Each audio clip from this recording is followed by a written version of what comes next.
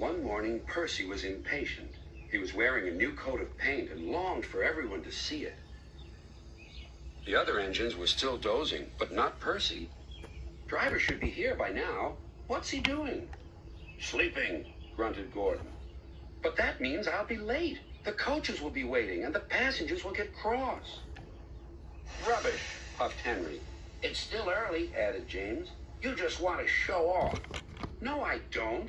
Never mind, Percy, said Thomas. It'll soon be time for work. But be careful, or you might run into danger. And Duke is not here to save you. Duke? Stuttered Toby. You mean our hero? A large painting of Duke hung in the engine shed. The very same, said Thomas. Driver told me the story. Listen. And this is the story Thomas told them. Long ago, when Peter Sam was still called Stuart and Sir Handel Falcon, they worked with Duke on his old railway, but Falcon still had a lot to learn.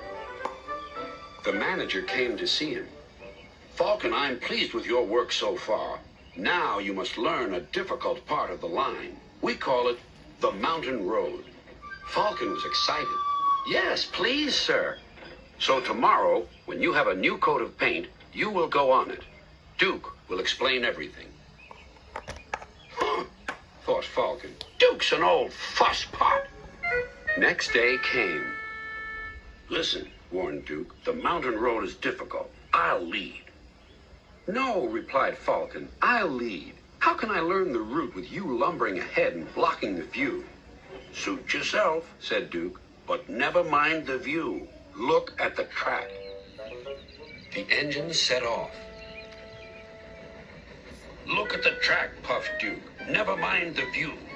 Fusspot, replied Falcon. Fuddy-duddy, fuddy-duddy, fuddy-duddy.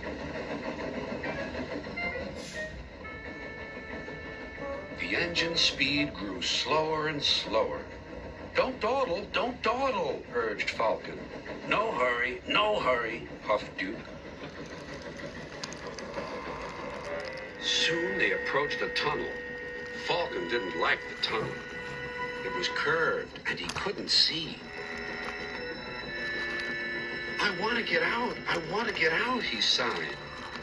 One moment, everything seemed safe. But then, suddenly,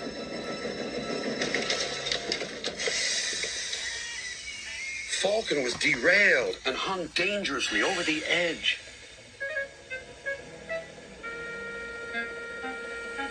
Duke bravely held on with all his strength. Stop shaking, he called. I can't hold you if you shake. Duke's driver and fireman worked quickly to make the two engines safe again. Then came more trouble. Water, cried Duke's fireman. Duke needs water, quickly. Luckily, there was a workman's cottage nearby. Soon everyone was passing jugs, buckets, kettles, and saucepans filled with water until Duke's thirst was quenched. All the while, Duke was building more strength.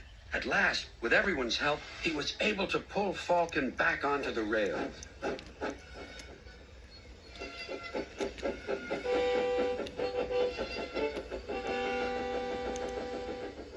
Then they started off once more.